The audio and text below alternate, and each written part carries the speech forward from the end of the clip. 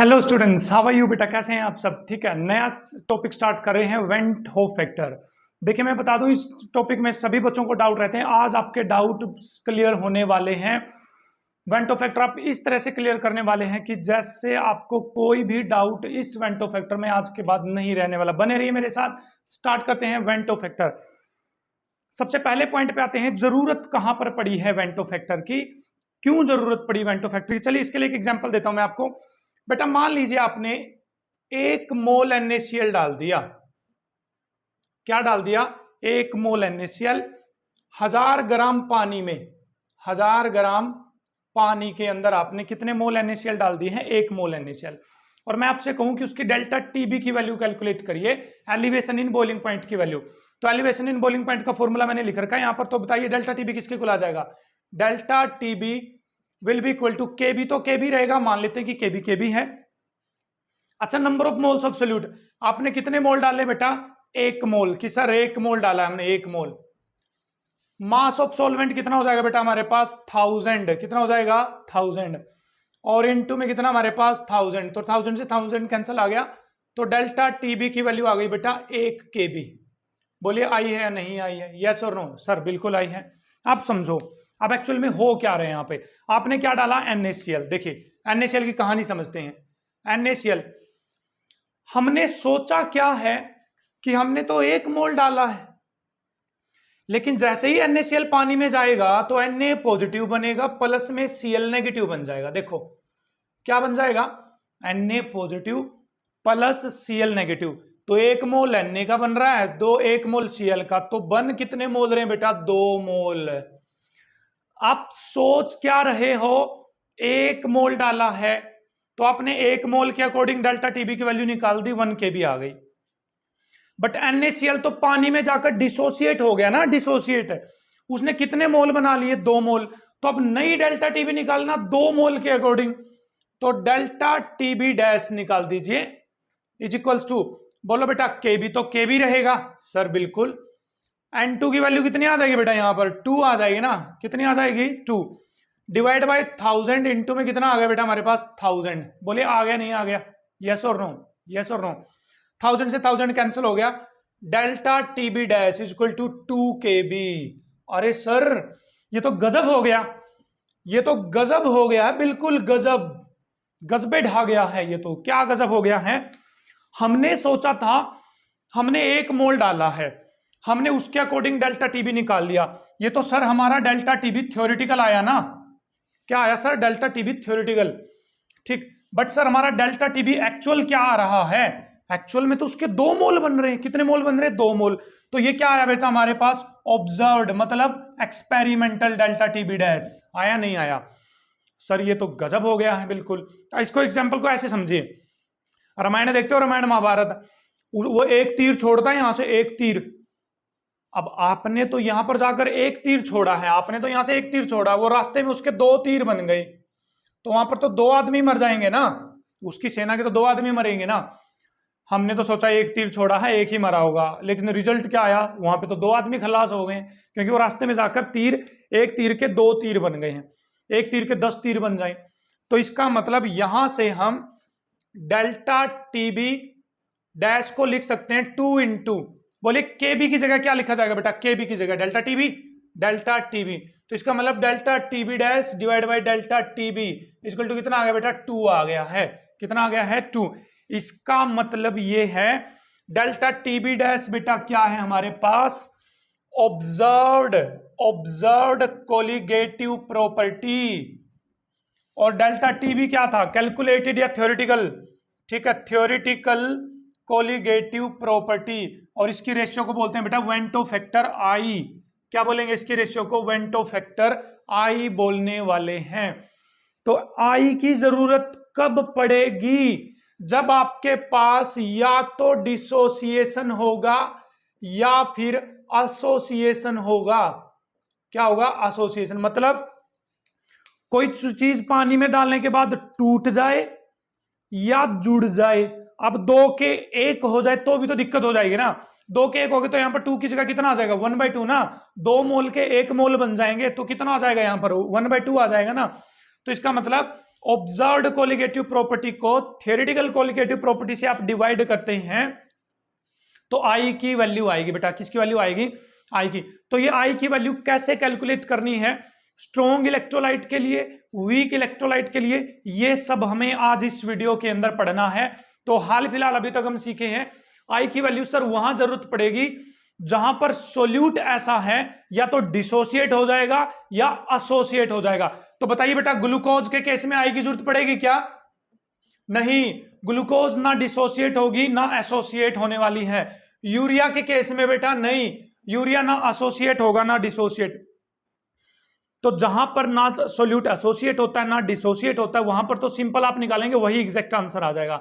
But where there is association और dissociation takes place we need to calculate i, that is van't Hoff factor. अब बारी बारी सीखते हैं आई की वैल्यू कैसे निकालते हैं स्ट्रॉन्ग इलेक्ट्रोलाइट के लिए, वीक इलेक्ट्रोलाइट के लिए। तो बनिए मेरे साथ, बने रहिए।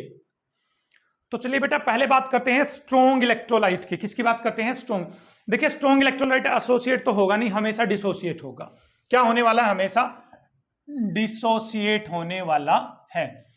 तो स्ट्रॉन्ग इलेक्ट्रोलाइट वो होते हैं जो 100% डिसोसिएट हो जाते हैं। मान लो आपने 100 NaCl डाले और 100 के 100 टूट जाएं, तो हम बोल सकते हैं कि इनकी अल्फा कितनी होती है? 1। तो सर अल्फा क्या होती है? नंबर ऑफ मोल्स डिसोसिएटेड, कितने मोल टूटे हैं, डिवाइड बाय टोटल मोल्स कितने लिए आपने। अब बोलो आपने 100 मोल लिए टोटल, 100 के 100 ब्रेक हो गए तो आंसर 1 आया ना। तो अल्फा 1 होता है स्ट्रॉन्ग इलेक्ट्रोलाइट के लिए। किसके लिए? स्ट्रॉन्ग इलेक्ट्रोलाइट के लिए। तो एग्जांपल में कौन कराएंगे बेटा? HCl आ गया आपके पास, NaCl आ गया है, ठीक है, आपके पास NaOH आ गया है। तो ये जो सोल्ट है और स्ट्रॉन्ग एसिड स्ट्रॉन्ग बेस होते हैं वो स्ट्रॉन्ग इलेक्ट्रोलाइट होते हैं। चलिए इनके लिए आई की वैल्यू निकालते हैं बेटा। किसकी वैल्यू निकालते हैं? आई की वैल्यू। तो देखिए HCl H positive plus Cl negative, 1 मोल था, कितने मोल हो गए बेटा? 2 मोल हो गए। हमने तो सोचा कि 1 मोल है, एक्चुअल में कितने मोल बने? 2। तो किसी भी स्ट्रॉन्ग इलेक्ट्रोलाइट के लिए जितने आयंस होंगे वही आई हो जाएगा। तो यहां पर आई की वैल्यू कितनी आ गई बेटा? 2 आ गई है। कितने आ गई है? 2। स्ट्रॉन्ग इलेक्ट्रोलाइट है, देखो एक आयन ये बना, एक आयन ये, तो टोटल 2 आयन, तो आई की वैल्यू 2। सीधा, सोचना ही नहीं है कुछ भी। NaCl बेटा, Na positive plus Cl negative, तो आई की वैल्यू कितनी आएगी बेटा? एक आयन बना, एक आयन बना, तो कितने आयन बने? 2। तो आई की वैल्यू आ गई बेटा 2। तो कुछ नहीं सोचना बस आपको, ठीक। NaOH के लिए बताइए आप सब कितनी आई की वैल्यू होगी? Sir Na positive plus OH negative, sir I की वैल्यू कितनी हो जाएगी? 2 हो जाएगी। तो हमारे पास स्ट्रॉन्ग इलेक्ट्रोलाइट के लिए हम सीख गए हैं फॉर स्ट्रॉन्ग इलेक्ट्रोलाइट आई किसके इक्वल होगा? नंबर ऑफ आयंस प्रोड्यूस्ड, ठीक, वो कितने आयन प्रोड्यूस करेगा वही क्या हो जाएगा बेटा? आई हो जाएगा। तो आपसे यदि मैं पूछूं कि आपके पास जो है पोटेशियम सल्फेट एक स्ट्रॉन्ग इलेक्ट्रोलाइट है, मैंने आपको दे दिया पोटेशियम सल्फेट एक स्ट्रॉन्ग इलेक्ट्रोलाइट है, इसके लिए आई की वैल्यू बताइए बेटा। तो भाई 2 पोटेशियम तो 2 K पॉजिटिव है ना, 1 सल्फेट तो SO4 2 नेगेटिव, तो नंबर ऑफ आयंस कितने हुए? 2 और 1 3, कितने हुए बेटा? 3 हुए। तो आई की वैल्यू कितनी आ जाएगी? 3 आ जाएगी। तो किसी भी स्ट्रॉन्ग इलेक्ट्रोलाइट के लिए आई की वैल्यू क्या होने वाली है? नंबर ऑफ आयंस प्रोड्यूस्ड होने वाले हैं। अब आपको यदि दे नहीं रखा कि वो इतने % टूटा है या इतने % नहीं टूटा है तो कोई दिक्कत नहीं है, आप अल्फा की वैल्यू 1 लीजिए और डायरेक्ट आई की वैल्यू निकाल लीजिए। तो स्ट्रॉन्ग इलेक्ट्रोलाइट के लिए तो कोई डाउट नहीं रहा होगा, आई के अंदर जितने आयंस वही वैल्यू आ जाएगी हमारे पास आई की फॉर स्ट्रॉन्ग इलेक्ट्रोलाइट। तो चलिए बेटा वीक इलेक्ट्रोलाइट के लिए केस के लिए चलते हैं और डिसोसिएशन का केस हमें पढ़ना है। किसका केस पढ़ना बेटा? हमें डिसोसिएशन का केस। ध्यान से देखिए, वीक इलेक्ट्रोलाइट हमारे पास मान लीजिए CH3COOH है बेटा, है ना। तो ये ब्रेक होगा तो क्या बनाएगा बेटा? CH3COO नेगेटिव प्लस में H पॉजिटिव बनाएगा। क्या बनाएगा? प्लस में H पॉजिटिव बनाएगा। अब ध्यान से देखो, इसका एक यदि टूटा है तो इसका एक बनेगा, इसका भी एक बनेगा। ये स्टोकियोमेट्री आपको ध्यान रखनी पड़ेगी। एक टूटेगा तो एक बनेगा, एक बनेगा। 2 टूटेंगे तो 2 बनेंगे, 2 बनेंगे। 3 टूटेंगे तो 3 बनेंगे, 3 बनेंगे, ठीक है। तो शुरू में इनिशियली बेटा बिल्कुल स्टार्टिंग में इसका 1 था, जब तक रिएक्शन शुरू ही नहीं हुई थी, तो ये तो 0 रहेगा, ये 0 रहेगा। अब देखो ध्यान से, इसमें से मान लेते हैं अल्फा चले गए। क्या चले गए? अल्फा। अब बताओ, इसका 1 गया था तो 1 बना था, 1 बना था। 2 गए थे तो 2 बने थे, 2 बने थे। अल्फा चले गए तो अल्फा बनेगा, अल्फा बनेगा, बोलिए यस और नो, अल्फा बनेगा, अल्फा बनेगा। तो बोलो आई किसके को लाएगा? अब एक्चुअल में क्या हो रहा है, experimental divide by theoretical, experimental divide by theoretical आया था नहीं आया था? अच्छा एक्चुअल में तो ये जुगाड़ है, एक्चुअल में तो मोल्स इतने हैं ना, एक्चुअल में तो ये हो रहा है ना, ये टूट रहा है, तो एक्चुअल में तो है 1 minus alpha plus alpha plus alpha divide by theoretical कितना है, थ्योरेटिकल तो हमने 1 मोल मान रखा था कि सर 1 मोल है, तो अल्फा से अल्फा कैंसिल आ गया, तो आ गया बेटा हमारे पास 1 प्लस अल्फा। तो आई की वैल्यू कितनी आ गई हमारे पास, 1 प्लस अल्फा। तो आपके पास यदि इलेक्ट्रोलाइट एसिटिक एसिड जैसा है जो एक टूटकर 2 बना रहा हो, तो वहां पर आई की वैल्यू बेटा कितनी आ जाएगी, 1 प्लस अल्फा आ जाएगी। कितनी आ जाएगी, 1 प्लस अल्फा। देखना डायरेक्ट करने की कोशिश करना, 2-3 एग्जांपल मैं आपको ले रहा हूं। देखिए मान लिए A2 बना रहा है 2A, क्या बना रहा है 2A, जैसे A2 टूटकर बना रहा बेटा A प्लस A, डिसोसिएशन हुआ नहीं, एक था एक और एक 2 बन रहे हैं, तो शुरू में आया 1, ये आया 0 0 1, इसमें से चले गए अल्फा अल्फा अल्फा, तो आई की वैल्यू आ गई सर, अल्फा से अल्फा कैंसिल, तो 1 प्लस अल्फा, कितनी आ गई 1 प्लस अल्फा, किसके लिए, इसके लिए, ठीक है। अब ले लेते बेटा A3, क्या ले लेते हैं, A3 ले लेते हैं, डिसोसिएशन का केस ले रहे हैं ना A3, तो A3 टूटेगा तो क्या बनाएगा, देखो A plus A plus A plus A, 3A बनाएगा ना, डिसोसिएशन हो गया। तो बोला शुरू में 1 0 0 0, फिर 1 minus alpha alpha alpha alpha, एक टूटेगा तो एक बनेगा, एक बनेगा, एक बनेगा, अल्फा टूटेंगे तो अल्फा अल्फा अल्फा बनेंगे। तो बताइए आई की वैल्यू, सर अल्फा से अल्फा कैंसर, 1 प्लस 2 अल्फा है ना, कितनी आ गई बेटा 1 प्लस 2 अल्फा। तो अब ध्यान से देखना इस बात को, A2 के लिए आई की वैल्यू कितनी आ रही है 1 प्लस अल्फा, A3 के लिए आई की वैल्यू कितनी आ रही है बेटा 1 प्लस 2 अल्फा, A4 के लिए कितनी आएगी 1 प्लस 3 अल्फा, A5 के लिए कितनी आएगी बेटा 1 प्लस 4 अल्फा, तो AN के लिए बता दीजिए कितनी आ जाएगी 1 plus n minus 1 alpha. Yes और नो बेटा, सर बिल्कुल, ये तो कतई जहर हो गया है, क्या हो गया हमारे पास, कतई जहर। तो आई की वैल्यू निकालने का अब हमारे पास फॉर्मूला आ गया है 1 प्लस n माइनस 1 अल्फा, ठीक है। तो n की वैल्यू कैसे पुट करने वाले, हम यहां से पुट करने वाले हैं। तो ज्यादातर बेटा न्यूमेरिकल्स में आपको इस तरह के न्यूमेरिकल मिलने वाले हैं जो टूट कर 2 आयंस देने वाले हैं। कितने आयंस देने वाले हैं, 2 आयंस। तो आपको डायरेक्ट यही वैल्यू याद कर लीजिए, I is equals to 1 plus alpha, बस। अब आप बताओ ध्यान से बेटा, ध्यान से समझना इस बात को। अब अल्फा तो 0 से बड़ा होता है, अल्फा ग्रेटर देन क्या होता है, 0 होता है। तो बताइए आई यहां पर जब अल्फा की वैल्यू 0 से बड़ी है तो आई की वैल्यू 1 से ज्यादा हो जाएगी या नहीं हो जाएगी? अरे सर बहुत अच्छे यहां पर। तो इसका मतलब फॉर डिसोसिएशन के केस के लिए आई हमेशा 1 से ज्यादा रहेगा। ये एक एक नंबर में क्वेश्चन पूछे जाएंगे भाई, नीट वाले बच्चों, जेई वाले बच्चों, डिसोसिएशन के लिए आई की वैल्यू 1 से ज्यादा रहेगी हमेशा। और आई की वैल्यू डिसोसिएशन के लिए निकालने का formula I equal to 1 plus n minus 1 into alpha, where alpha is degree of dissociation, I is equal to 1 plus n minus 1 alpha, ठीक है। तो मैं कुछ एग्जांपल देता हूं, आपसे पूछने वाला हूं अभी हाल फिलहाल में। तो देखिए बेटा ये कुछ वीक इलेक्ट्रोलाइट्स लिखे गए हैं, इनके लिए आई की वैल्यू आपको बतानी है। देखो पहले क्या चेक करना, अरे सर एक एनायन एक कैटायन, तो यहां तो 2 आ गई एन की वैल्यू, क्या था हमारे पास 1 प्लस n माइनस 1 अल्फा। तो बताइए आई, एन की जगह क्या पुट करो, एक एनायन एक कैटायन, 2, तो 2 में से गया 1, तो सर 1 प्लस अल्फा। क्या बात है सर, क्या बात है। यहां पर एक एनायन एक कैटायन, तो आई इक्वल टू 1 प्लस अल्फा, एक कैटायन एक एनायन, तो आई इक्वल टू 1 प्लस अल्फा, एक एनायन एक कैटायन, तो आई इक्वल टू 1 प्लस अल्फा। तो कहने का मतलब है आपको ऐसे ही इलेक्ट्रोलाइट मिलने वाले हैं एग्जाम के अंदर, तो आपको रटना नहीं है ये वाला फॉर्मूला, आप जस्ट इस फॉर्मूले से निकाल सकते हैं 1 plus alpha, 1 plus alpha I की वैल्यू। अच्छा यहां से I is equal to 1 plus n minus 1 alpha आया है बेटा, तो यहां से हम अल्फा भी तो कैलकुलेट कर सकते हैं। कैसे, 1 को साइड में ले जाइए, I माइनस 1, तो n माइनस 1 बेटा डिवाइड में आ जाएगा, सर आ गया डिवाइड में, इज इक्वल टू अल्फा। तो यहां से क्या कैलकुलेट कर सकते हैं बेटा, हम अल्फा कैलकुलेट कर सकते हैं। तो आई होप अब तक आपको स्ट्रॉन्ग इलेक्ट्रोलाइट के लिए आई की वैल्यू होगी जितने वो आयंस प्रोड्यूस करेगा। वीक इलेक्ट्रोलाइट में यदि डिसोसिएशन होता है तो आई की वैल्यू निकालने का फॉर्मूला हमारे पास आ गया है और मोस्टली आपको यही केस मिलने वाला है, एक कैटायन एक एनायन होने वाला है। तो डायरेक्ट याद कर लो आई इक्वल टू 1 प्लस अल्फा। ठीक, 3 होने वाला तो 1 प्लस 2 अल्फा, 4 होने वाला तो 1 प्लस 3 अल्फा। इस तरह से अल्फा की वैल्यू भी हम आई की हेल्प से निकाल सकते हैं। अब हम बात करने वाले हैं वीक इलेक्ट्रोलाइट का एसोसिएशन का केस। बेटा कौन सा केस? एसोसिएशन। तो चलिए बेटा स्टार्ट करते हैं एसोसिएशन का केस। एसोसिएशन में क्या होगा, दो होंगे एक बन जाएगा। क्या बन जाएगा? एक। बताइए एसिटिक एसिड के कितने मोल ले रखे हैं हमने? 2। कितने ले रखे हैं? 2। अब आगे देखिए कितना लिखा हुआ? 1। तो 1 हो गया नहीं होगा, इसको बोलते हैं एसोसिएशन। तो इस एसिटिक एसिड की जगह मैं कंसीडर कर लेता हूं A, तो देखिए 2A, यहां आ गया 1A2 आ गया। स्टार्टिंग में बेटा 1 है तो ये 0 रहेगा जब तक रिएक्शन शुरू ही नहीं हुई है। तो क्या हो जाएगा बेटा, हम वही केस करने वाले हैं, 1 में से क्या करने वाले हैं, कुछ ना कुछ सब्ट्रैक्ट करने वाले हैं। तो क्या सब्ट्रैक्ट करते थे? 1 में से अल्फा। अब देखो ध्यान से देखो, यहां 2 है तो यहां 1 हो गया, हो गया नहीं होगा?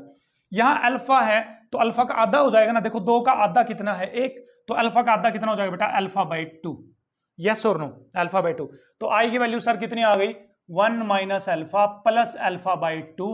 तो बेटा एलसीएम लेकर सोल्व कर लीजिए, अल्फा में से अल्फा 2 चला जाएगा तो 1 माइनस अल्फा बाई 2।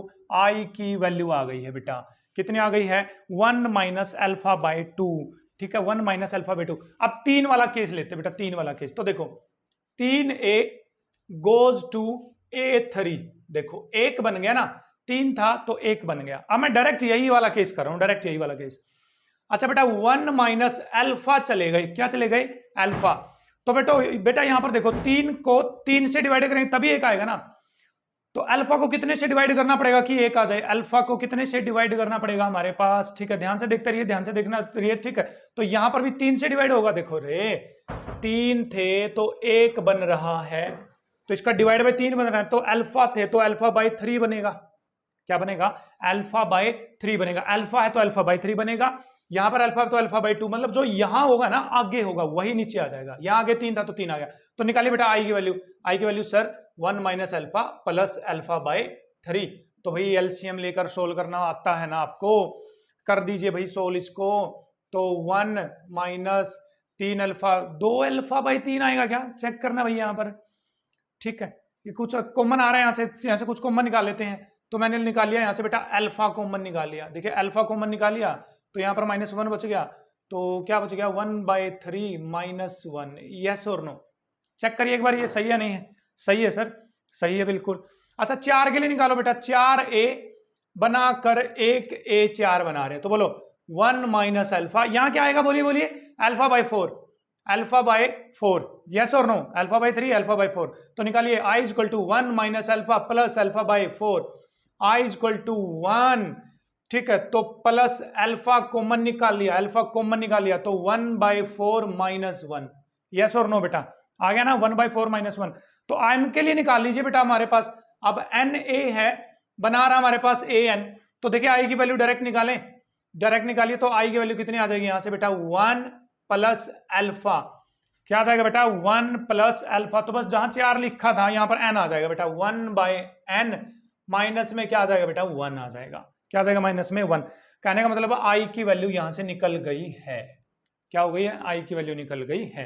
ठीक, तो डायरेक्ट निकाल सकते हैं भाई, कोई आपको डाउट तो नहीं होना। देखो यहाँ पर कितना था? आई की वैल्यू 2 थी तो 2 पुट करके यहाँ पर निकाल सकते हो, एन की वैल्यू 2 पुट करके भी यहाँ से आप आंसर निकाल सकते हो। ठीक है, तो इस तरह से एसोसिएशन के केस में भी अल्फा निकल जाएगा। लेकिन ज्यादातर बेटा जब भी एसोसिएशन डिसोसिएशन होगा तो 2 ही केस होने वाले हैं। डिसोसिएशन में 1 के 2 बन रहे होंगे, वही आंसर आएगा। और एसोसिएशन में बेटा 2 का 1 बन रहा होगा। तो आपको सिर्फ यही 2 चीजें याद रखनी है। मेनली बोल रहा हूं मैं, यदि डिसोसिएशन है तो आई आएगा बेटा 1 प्लस अल्फा। ठीक है, ज्यादातर ये वाला क्वेश्चन पूछा जाएगा। यदि एसोसिएशन है तो आई आएगा बेटा, यहां पर आ जाइए 1 माइनस अल्फा बाई 2। ठीक, तो रट लीजिए इन दोनों फॉर्मूलों को। अब बताओ बेटा यह 1 में से कुछ ना कुछ घट रहा है नहीं घट रहा है? 1 में से कुछ ना कुछ माइनस हो रहा है, हो रहा नहीं हो रहा माइनस? तो यदि 1 में से कुछ ना कुछ माइनस हो रहा है तो इसका मतलब आई की वैल्यू बेटा लेस देन 1 आने वाली है। क्या आने वाली है बेटा? आई की वैल्यू लेस देन 1। तो in case of association I less than 1 रहेगा, in case of dissociation I greater than 1 रहेगा, एंड फॉर स्ट्रॉन्ग इलेक्ट्रोलाइट आई रहेगा जितने आयंस वहां पर प्रोड्यूस होंगे। ठीक है, इसको देख लेना आप ध्यान से। यहां से आई से आप अल्फा की वैल्यू भी निकाल सकते हो, वो आप सोल्व कर लेंगे, वो मैं नहीं सोल्व कर रहा। तो आई होप कि आपको आई समझ में आया होगा। तो बेटा यहां तक वेंटो फैक्टर को मैं थोड़ा सा ब्रीफली एक्सप्लेन कर रहा हूं, रिकैप कर रहे हैं इसको। तो बेटा यदि स्ट्रॉन्ग इलेक्ट्रोलाइट है तो आई किसके इक्वल रहेगा, नंबर ऑफ आयंस प्रोड्यूस, जितने आयंस प्रोड्यूस रहेंगे। जैसे NaCl के लिए 2 आयंस होने वाले हैं, H2SO4 के लिए 3 आयन। ठीक है, तो वही आई की वैल्यू आ जाएगी, डायरेक्ट आ जाएगी। वीक इलेक्ट्रोलाइट का यदि डिसोसिएशन का केस है बेटा, जहां पर ब्रेक हो रहा है, ब्रेक, तो आई 1 से ज्यादा रहेगा डिसोसिएशन के केस में। आई के निकालने का ये फॉर्मूला हम पीछे कर चुके हैं, i equal to 1 + n - 1 × alpha. Commonly जो आपसे न्यूमेरिकल पूछे जाएंगे उसमें ए बी टाइप का ही डिसोसिएशन होगा, मतलब एक ही मोल होगा और वो दो के अंदर ब्रेक हो जाएगा। किसके अंदर ब्रेक हो जाएगा बेटा, वो 2 के अंदर, A + B नेगेटिव के अंदर। तो इस केस में आई की वैल्यू डायरेक्ट निकालने का फॉर्मूला रट लो, आई इक्वल टू 1 + अल्फा, बस 1 + अल्फा। इन केस ऑफ बेटा एसोसिएशन, जब इलेक्ट्रोलाइट जुड़ जाएगा, एसोसिएट हो जाएगा, तो आई 1 से छोटा रहेगा। आई को निकालने का फॉर्मूला हम पीछे पढ़ चुके हैं। कॉमनली जो आपको एसोसिएशन के न्यूमेरिकल मिलेंगे उसमें 2 से 1 बन रहा होगा। क्या कितने बन रहे होंगे, 1। तो आई का डायरेक्ट फॉर्मूला रट लीजिए, आई इक्वल टू 1 - अल्फा/2 होने वाला है। तो बेटा आई को निकालने का फॉर्मूला क्या है, एक्सपेरिमेंटल या ऑब्जर्व्ड कोलिगेटिव प्रॉपर्टी बिल्कुल स्टार्टिंग में किया था, उसको डिवाइड कर दो थ्योरेटिकल कोलिगेटिव प्रॉपर्टी से, जो हम कैलकुलेट करके निकालेंगे उससे। अच्छा, के ए निकालने का फॉर्मूला ये आपने कहीं पर 11th क्लास के अंदर पढ़ा होगा, उसके अंदर आयनिक इक्विलिब्रियम के अंदर कि C∝² / 1 - अल्फा होता है। अल्फा बहुत छोटा होता है 1 से, तो अल्फा के कम को नेग्लेक्ट कर देते हैं, तो ये डायरेक्ट फॉर्मूला आ गया, तो यहां से अल्फा निकाल सकते हो। के क्या है बेटा, डिसोसिएशन कांस्टेंट ऑफ ए मतलब एसिड, सी का मतलब उस एसिड की कंसंट्रेशन क्या है। अभी हम थोड़ी सी बात करेंगे सिर्फ इसकी, और इस लेक्चर को यहीं पर वाइंड अप करते हैं। तो चलिए बेटा यहां पर अबनॉर्मल मोलर मास पे आते हैं। देखिए हमने हर कोलिगेटिव प्रॉपर्टी के अंदर हम मोलिकुलर मास निकाल रहे थे या नहीं निकाल रहे थे, बिल्कुल निकाल रहे थे, है ना। ठीक है, तो मोलिकुलर मास निकालने का फॉर्मूला ये था, और मैं आपको हर बार ये बोल रहा था कि बेटा मोलर मास डेल्टा टीबी के इनवर्सली प्रोपोर्शनल आ रहा है। ठीक, अब बताइए यदि डिसोसिएशन का केस होगा, क्या होगा बेटा, डिसोसिएशन का केस, तो जब तक वो जुड़े हुए थे तो इन दोनों का मास कंसीडर कर रहे थे। अब वो जब टूट गए तो अलग अलग मास हो जाएगा ना। अब देखो इसका मास तो है ज्यादा, जब ये ब्रेक हो जाएगा तो इसका मास क्या हो जाएगा, कम हो जाएगा ना। तो सुनना ध्यान से, जब डिसोसिएशन का केस था तो डेल्टा टीबी की वैल्यू बढ़ रही थी, है ना। NaCl का एग्जांपल लिया था, डेल्टा टीबी की वैल्यू बढ़ रही थी। डेल्टा टीबी बढ़ेगा तो बेटा मोलर मास क्या होगा, घटेगा। तो इसलिए जो ऑब्जर्व्ड मोलर मास आएगा, जो हम कैलकुलेट करेंगे एक्चुअली का एक्सपेरिमेंटल, वो थ्योरेटिकल से क्या आने वाला है, कम आने वाला है, क्योंकि कोलिगेटिव प्रॉपर्टी चेंज हो जाएगी डिसोसिएशन से होने के बाद। But in case of association, अब बोलो इसका मोलर मास अलग, इसका मोलर मास अलग, अब जब ये जुड़ जाएंगे तो मोलर मास तो बढ़ जाएगा ना, क्या हो जाएगा, बढ़ जाएगा।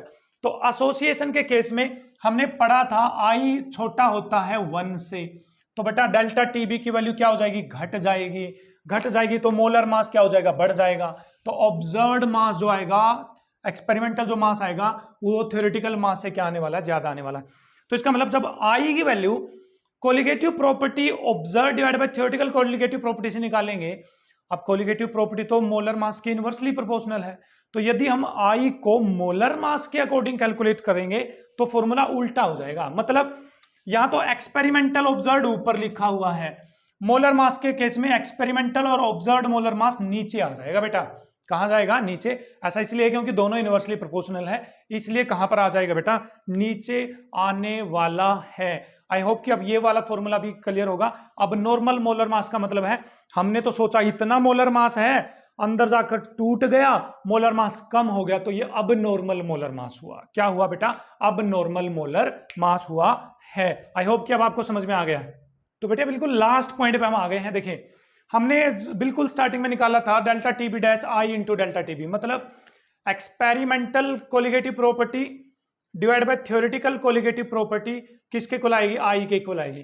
तो यहां से हम देख सकते हैं जो एक्सपेरिमेंटल कोलिगेटिव प्रॉपर्टी आएगी वो हो जाएगी आई इंटू में थ्योरेटिकल कोलिगेटिव प्रॉपर्टी, है ना, आई इंटू में थ्योरेटिकल कोलिगेटिव प्रॉपर्टी। तो हमने कोलिगेटिव प्रॉपर्टीज के ये वाले फॉर्मूले पढ़े थे, डेल्टा टीबी के सभी के फॉर्मूले लिखे हुए हैं मैंने। ये किसके लिए यूज होंगे बेटा? जब सिंपल केस होगा, मतलब ना डिसोसिएशन होगा ना एसोसिएशन होगा, जैसे ग्लूकोज यूरिया के अंदर ना एसोसिएशन होगा ना डिसोसिएशन। लेकिन जब डिसोसिएशन या एसोसिएशन होगा इन केसेस में, या NaCl HCl KCl इनके अंदर, तो हम इन सभी कोलिगेटिव प्रॉपर्टी को बेटा I से मल्टीप्लाई कर देंगे। किससे मल्टीप्लाई कर देंगे? I से। तो देखिए I के भी हो गया ना, I देन I। तो ये जो सारी की सारी कोलिगेटिव प्रॉपर्टी है ये अब एक्सपेरिमेंटल है। क्या बेटा? एक्सपेरिमेंटल, जो एक्चुअल में आएगी। क्या आने वाली है? एक्चुअल में। तो आई होप कि अब आपको वेंट ऑफ फैक्टर बेटा अच्छी तरह से क्लियर है, कब जरूरत पड़ने वाली है, एसोसिएशन के केस में क्या होगा, डिसोसिएशन के केस में क्या होगा, स्ट्रॉन्ग इलेक्ट्रोलाइट के केस में क्या होगा, वीक इलेक्ट्रोलाइट के केस में होगा। कॉमन एग्जांपल है जो उनके लिए डायरेक्ट कैसे याद रख सकते हैं, फॉर्मूला हमने डेरिवेशन कर ली है। तो this is all about went of factor, कब जरूरत पड़ने वाली ये आप सभी जान चुके हैं। आई होप कि आपको समझ में आया होगा। न समझ में आया तो वीडियो को दोबारा देखिए और समझने की कोशिश करिए। न्यूमेरिकल करेंगे हम इससे नेक्स्ट वीडियोस के अंदर। तब तक के लिए बाय बाय।